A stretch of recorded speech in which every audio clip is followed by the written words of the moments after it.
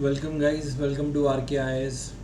ठीक है, आज हमारा डेली सी सेट प्रैक्टिस का डे 7 और हम लोग करेंगे 2024 के लिए 2024 का previous year question solve. Mostly आज क्या करेंगे, जितने भी स्टेटमेंट बेस्ड क्वेश्चन है, ठीक है, स्टेटमेंट बेस्ट क्वेश्चन है 24 के सारे वो सॉल्व करेंगे। Okay, this will be a good session for you guys, क्योंकि यहाँ पे यूपीएससी बहुत सारे स्टेटमेंट बेस्ड क्वेश्चन लेता है, तो इनको कैसे सॉल्व करना है हम लोग वो डिस्कस करेंगे।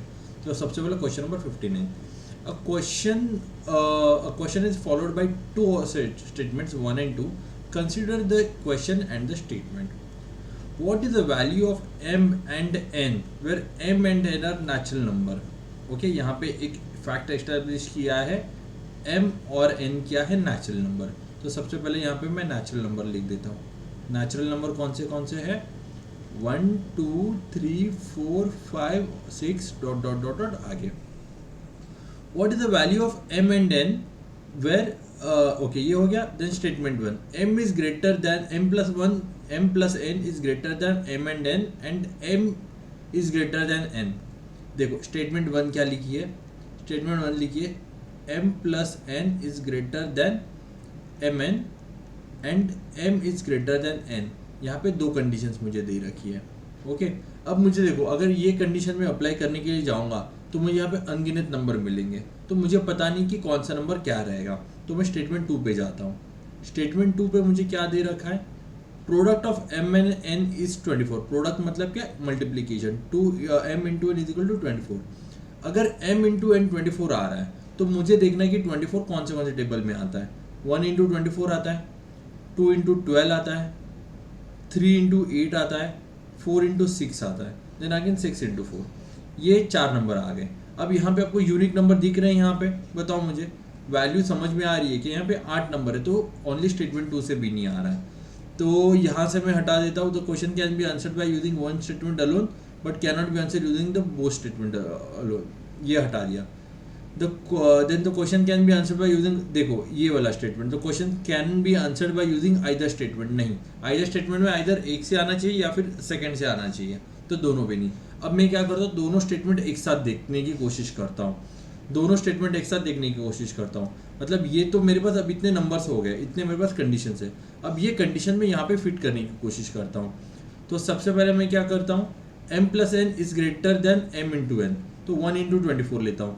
1 into 24, 1 plus 24 is greater than 1 into 24, ये कितना हो जाएगा, 25 इज ग्रेटर देन 24 आ गया। ये 25 इज ग्रेटर देन 24, तो ये कंडीशन सही है। अब क्या है, m is greater then n, तो m की वैल्यू मैं यहाँ पे 24 लेता हूँ और n की वैल्यू 1 लेता हूँ। क्लियर है, अब ये हो गया। अब मैं क्या करता हूँ, सेकेंड से जाता हूँ कि 2 इंटू 12, 2 प्लस, ठीक है, 2 plus 12 is greater then 2 into 12, तो यहाँ पे 24 आ जाता है और यहाँ पे 14 आ जाता है, तो कंडीशन फेल है, तो आगे के सारे कंडीशन फेल हो जाएंगी। तो इससे मुझे क्या मिला, यस, कि अगर मैं दोनों स्टेटमेंट एक साथ लेके जाता हूँ तो मुझे आंसर मिल रहा है इस पे। क्लियर है, सिंपल था ये। ओके, इसमें तो कुछ इतना फिर सोचने जैसा है नहीं ना, you are getting the answer. तो आंसर क्या होगा, the question can be answered by using both the statement together but can not be answered using either statement alone, answer C. Okay, अब देखो second question, the question is given followed by two statement 1 and 2। What is the time required to download the software? Time कितना लगेगा? The size of the software is 12 megabyte. Size बोला है software की 12 megabyte, 12 MB। The transfer rate is 2.4 kilobyte पर second. Statement 2, transfer rate कितना है, 2.4 KB। ठीक है, अब सिर्फ ओनली स्टेटमेंट 1 से देखूं, नहीं कुछ पता लग रहा है, ओनली 2 से दिख रहा है, नहीं कुछ पता लग रहा है, ये हटा दिया, ये हटा दिया। अब दोनों स्टेटमेंट एक साथ ले रहा हूँ, ये आपको थोड़ा ऐसा नहीं लग रहा है, speed is equal to distance upon time? तो उसने मुझे पूछा है टाइम, तो मैं टाइम इज इक्वल टू क्या आएगा, distance upon speed. Okay, distance upon speed. अब डिस्टेंस कितना है मेरे पास, 12 है, 12 MB है, तो MB को क्या मुझे KB में कन्वर्ट करना पड़ेगा, तो ये 12,000 हो जाएगा, क्योंकि 1 MB is equal to 1000 KB। ठीक है, ये क्लियर है। तो फिर इसके बाद अपॉन 2.4, तो आंसर जो भी हो मुझे फर्क नहीं पड़ता, मुझे आंसर आ रहा है ना, तो yes it can be solve, तो answer will be C. Okay, then आगे बढ़ते हैं। अब देखो the question is followed by two again, what are the unique values. Unique values मतलब क्या, अलग अलग वैल्यूज होनी चाहिए, ठीक है, डिस्टिंक्ट होनी चाहिए, यूनिक वैल्यू होनी चाहिए, मतलब एक्स की दो वैल्यू नहीं होनी चाहिए, एक्स की बस एक ही वैल्यू होनी चाहिए, ठीक है। That what are the unique values of x and y where x and y are distinct natural number. Okay, what are the unique values x and y where x and y distinct natural number. यहाँ पे मुझे x and y की value पूछी है, statement 1 दे रखा है, x by y is odd, ठीक है, x by y is odd. अब यहाँ पे तो मैं कितने भी नंबर ले सकता हूँ ना, यहाँ पे अगर ऑड लेना है, ठीक है, तो कुछ भी नंबर ले सकता हूँ, ठीक है, तो पता नहीं कि मुझे आएगा या नहीं आएगा, सही बात है। तो स्टेटमेंट 2 देखता हूँ, कुछ नंबर है x into y is equal to 12। अगर x into y is equal to 12 दे रखा है तो मेरे पास क्या क्या वैल्यू हो सकती है, 1 इंटू 12, 2 इंटू 6, 3 इंटू 4। ओके, इतने वैल्यूज आ गई। अब मुझे क्या करना है, अब मुझे देखना है कि यहाँ पे x एंड y की यूनिक वैल्यूज है, नहीं, यहाँ पे x एंड y की तीन अलग अलग वैल्यूज है, तो स्टेटमेंट 1 एंड 2 से एक साथ नहीं जा रहा, तो ये हटा दिया, ये हटा दिया।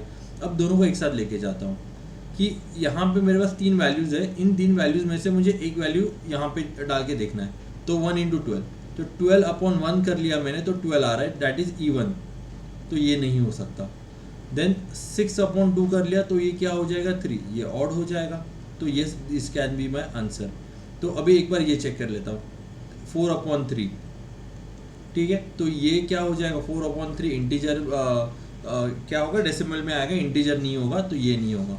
तो यस, यहाँ पे मुझे आंसर मिल गया, डैट इज यूनिक वैल्यू क्या है, यहाँ पे यूनिक वैल्यू है 2 एंड 6।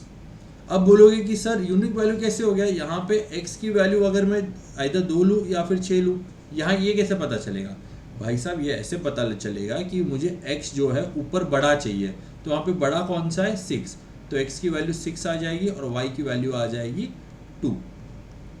क्लियर है, हो गया आपका answer solve, answer C is your answer. चलो आगे बढ़ते हैं।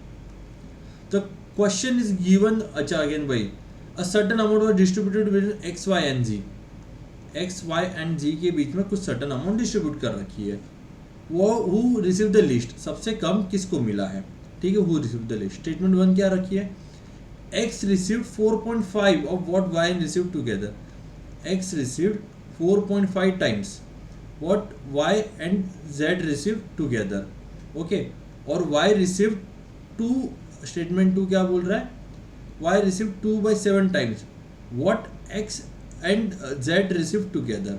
ओके, अब देखो कुछ भी चीज़ें हो जाए, आपके पास इक्वेशंस है, आपके पास वेरिएबल है, ठीक है, आप क्या कर सकते हो, इसकी इक्वेशन बना सकते हो, जैसे इसके इक्वेशन बन जाएंगे आपको आंसर डायरेक्टली मिल सकता है, तो आंसर दोनों को यूज़ करके दो इक्वेशन के साथ मुझे मिल जाएगा। आपको चाहिए इसको मैं सॉल्व करके दूँ तो इसको मैं सॉल्व करके भी दिखा सकता हूँ, ठीक है, इसको मैं सॉल्व करके दिखा देता हूँ ताकि आपको डाउट ना रहा कि सर ऐसे कैसे आपने बोल दिया। तो स्टेटमेंट 1 क्या थी, स्टेटमेंट 1 थी x is equal to 4/5 upon क्या था, y प्लस z। ओके, ये थी। अब इसको मैं इक्वेशन में डालता हूँ, इसको इक्वेशन में कैसे हो जाएगा, 5x is equal to 4y plus 4z। Okay, ये इसको इक्वेशन में 1 नाम दे देता हूँ, ठीक है। देन इसके बाद स्टेटमेंट 2 देखता हूँ, स्टेटमेंट 2 क्या थी, y is equal to 2/7 x plus z, ये थी। इसको 7y is equal to 2x plus 2y, okay 2x plus 2z ना, y नहीं, sorry 2x plus 2z, okay. अब इसको मैं क्या करता हूँ ना, ये 4y और 4z है ना, इसको भी 4x 4z करता हूँ, तो इसको इंटू 2 करना पड़ेगा, मल्टीप्लाइंग दिस स्टेटमेंट बाई 2, इसको स्टेटमेंट 2 नाम देता हूँ, और वहाँ पे मल्टीप्लाई 2 से करूँगा तो 14y हो जाएगा, 4x प्लस 4z, इसको इक्वेशन 3, ठीक है। तो यहाँ पे अगर मैं देखूँगा, ठीक है, 4x plus 4z, 4x plus 4z, तो क्या हो गया यहाँ पे, मुझे 4x plus 4z, 4x plus 4z करने की वजह से मुझे मिला यहाँ पे 5x minus 4z is equal to 14y minus 4x। सही बात है, जब मैंने उसको दोनों यहाँ पे 14 है ना, ये 14y। ठीक है, जब मैंने दोनों को एक साथ लेके आ गया तो मुझे ये इक्वेशन मिल गई। सही बात है, मतलब क्या किया यहाँ पे मैंने 4z को वैल्यूएट किया, 4z को। ठीक है, क्लियर है, तो ये मिल गया। तो इसको अब इसको करो, 5x minus 4x sorry plus 4x is equal to 14y plus 4y। तो ये कितना 8x इज इक्वल टू कितना 14 प्लस 4 18y। ठीक है, यही बनाए, सॉरी ये 9 हो जाएगा, 9x। ओके क्लियर है। तो यहाँ पे आपको देख रहा है 8 9 1 9 9 2 18, तो x is equal to 2y, x is equal to 2y आ गया। मतलब यहाँ पे x बड़ा है y से। बस यही इक्वेशन इसमें डाल दो, आपको आंसर मिल जाएगा। अब सॉल्व करने की आगे ज़रूरत नहीं है। ओके क्लियर है ये। चलो आगे बढ़ते हैं। अब देखो ये क्या है, ये क्वेश्चन है रीजनिंग का, बट इन्होंने क्या कर दिया, इसको थोड़ा टफ कर दिया, तो इसको भी सॉल्व कर लेते हैं। The average marks of the class is 60। Average marks कितने हैं मेरे पास क्लास के, 60। What is the number of student in the class, number of student कितने मुझे पता करना है। तो statement 1, the highest marks in the class are 70 and the lowest are 50। Highest 70 है एंड लोएस्ट 50 है। ओके तो ये स्टेटमेंट है। एंड स्टेटमेंट 2 क्या बोल रहा है, the exclusion of highest and lowest marks from the class does not change the average. मतलब कि समझो कि 10 नंबर 12 है, ठीक है, कि एक यहाँ पे कुछ नंबर्स है और यहाँ पे 70 है और यहाँ पे 50 है, और दोनों को एक्सक्लूड भी कर दूंगा तो इसका एवरेज 60 ही रहेगा। अब यहाँ पे ये देखो हाईएस्ट और लोएस्ट दे रखा है, उसके वजह से मुझे क्या पता लग रहा है, उसके वजह से मुझे कुछ पता ही नहीं लग रहा है। उसके वजह से सिंपल मुझे से एक बात पता लग रही है कि दोनों का मिला के, ठीक है, ये डिवाइड बाई 2 करूँगा तो 1 जार 60, तो दोनों का मिला के एवरेज 60 हो जाएगा।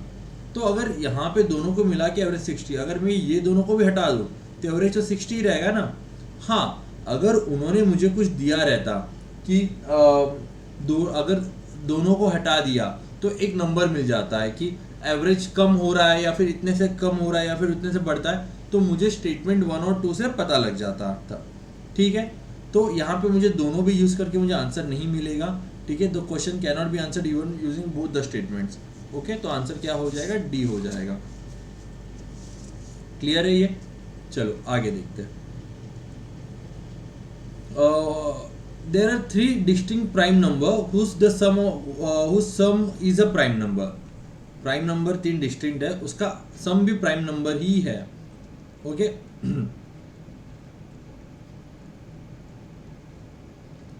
एक मिनट, कुछ तो ये गड़बड़ हो गई, टेक्निकल एरर है, जस्ट अ सेकेंड। ओके हो जाएगा, आप स्किप कर लेना उतना टाइम। ओके अब देखो यहाँ पे क्या बोला है, यहाँ पे बोला गया है कि प्राइम नंबर है उसका 3 प्राइम नंबर है और उसका अगर तीनों को मैं ऐड करूँगा तो उसका सम भी प्राइम नंबर ही होगा, यही बोला गया है यहाँ पे। सही बात है, तो चलो इसको सॉल्व करते हैं।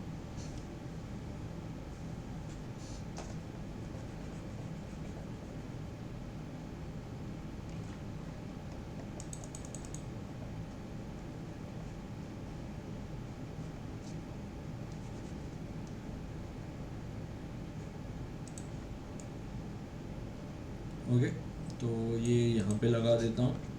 तो ओके चलो 3 प्राइम नंबर है, तो प्राइम नंबर सबसे पहले मैं प्राइम नंबर लिख लेता हूँ क्योंकि मुझे बार बार याद करने की ज़रूरत नहीं। 2 3 5 7 11 13 17 डॉट डॉट डॉट डॉट आगे के प्राइम नंबर है। ठीक है, तो स्टेटमेंट 1 क्या दे रखी है, उसके पहले पूछा है कि वो 3 प्राइम नंबर क्या है, तो स्टेटमेंट 1 दे रखी है that some is less than 23। सम क्या है, लेस देन 23।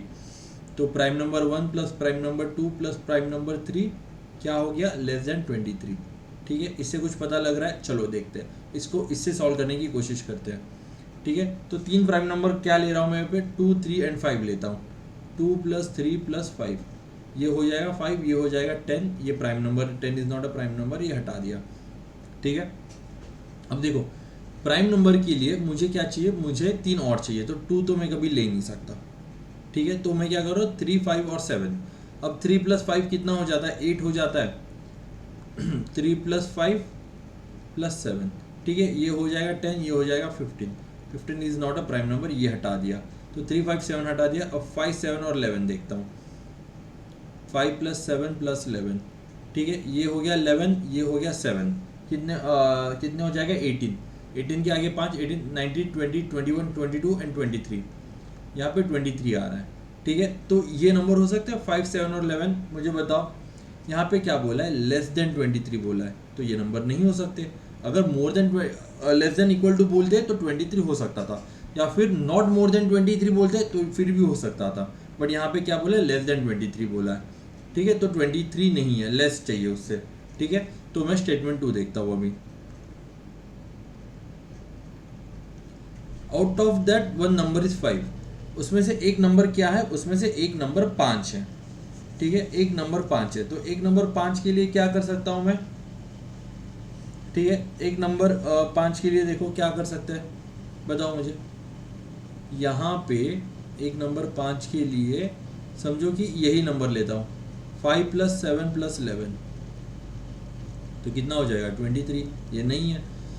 और क्या कर सकता हूँ, 5 + 3 + 13 कर लेता हूँ, 13 + 3 16, 17 18 19 20 21, 21 भी नहीं है, तो क्या कर लेता हूँ, 3 5 और 17 कर लेता हूँ,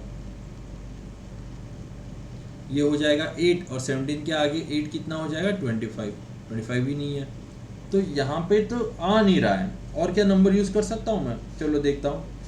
5 11 और 3 यूज़ करता हूँ।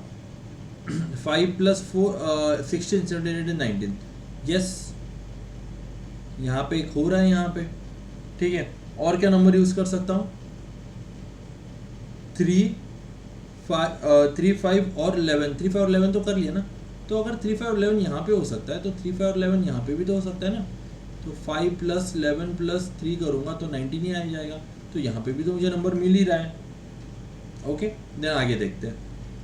5 + 11 + 3, सॉरी 5 + 11 + 13 कर लेते हैं। ठीक है, ये कितना हो जाता है, 11 + 13 दैट इज 24 एंड ये 29, तो ये भी प्राइम नंबर है। तो मुझे स्टेटमेंट 2 से 2 प्राइम नंबर मिल रहा है, तो यहाँ पे क्या हो रहा है, 2 वैल्यूज अलग अलग मिल रहे हैं, 5 11 और 3 और 5 11 और 13, तो ये यूनिक वैल्यूज नहीं है, तो यहाँ से ये तो मैं पता नहीं कर सकता। हाँ, बट अगर स्टेटमेंट 1 में देखूँ तो मुझे बस एक ही वैल्यू मिल रही है ना, दैट इज लेस देन 23, तो यहाँ से मुझे अलोन 1 से मिल सकता है।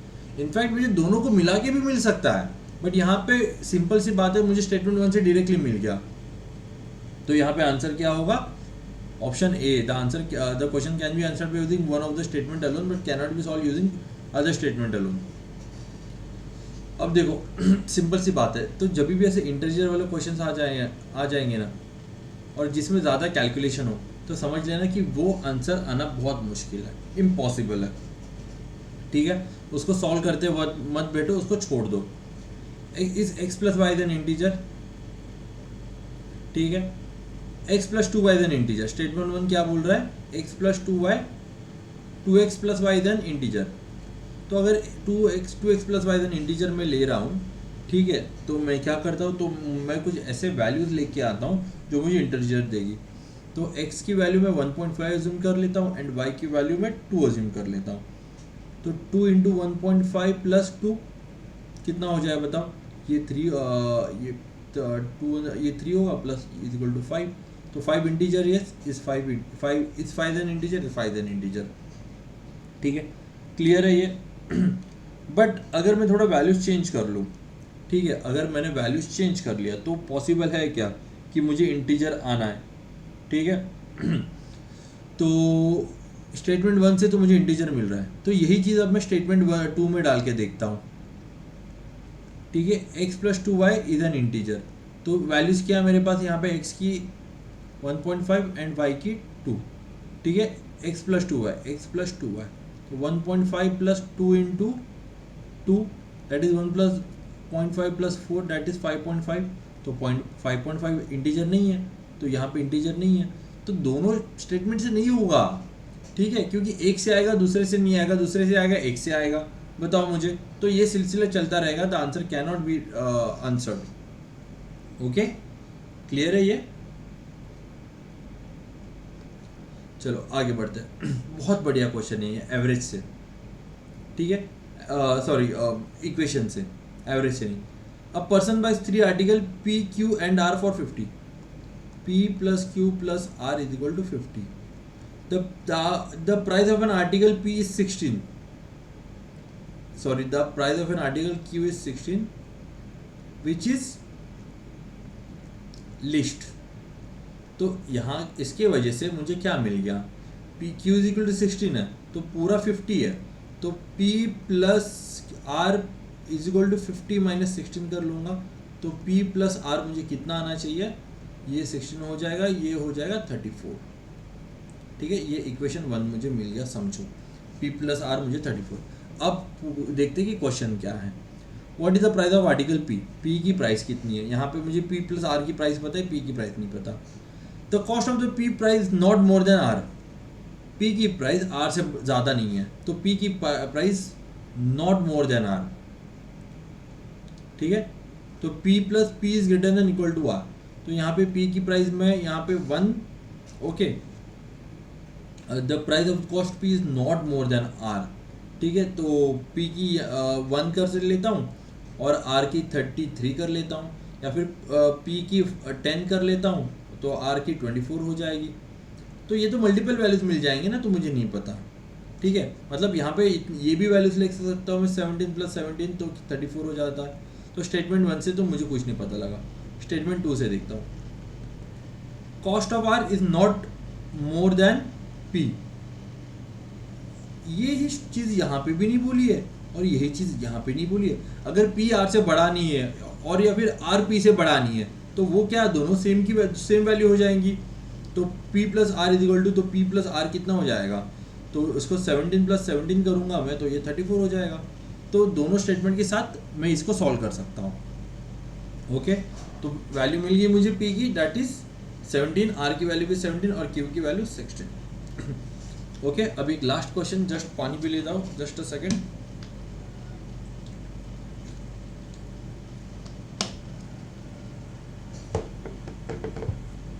चलो लास्ट क्वेश्चन करते हैं statement wise, okay. Question number 70, P, Q, R and S are appear in a test. Has P scored more than Q? Has P scored more than Q? यही पूछा है ना, क्या P ने Q से ज़्यादा स्कोर किया या नहीं किया। स्टेटमेंट 1 देखते हैं। The sum of marks scored by P and Q is equal to the sum of marks scored by R and S, ठीक है। ये स्टेटमेंट 1 हो गई। इससे तो मुझे तो कुछ पता ही नहीं लगेगा कि किसने क्या किया है, क्योंकि P यहाँ पे है और Q भी उसी जगह पे है, तो बता ही नहीं सकते ना कि किसने क्या किया। तो सेकंड स्टेटमेंट देखते हैं।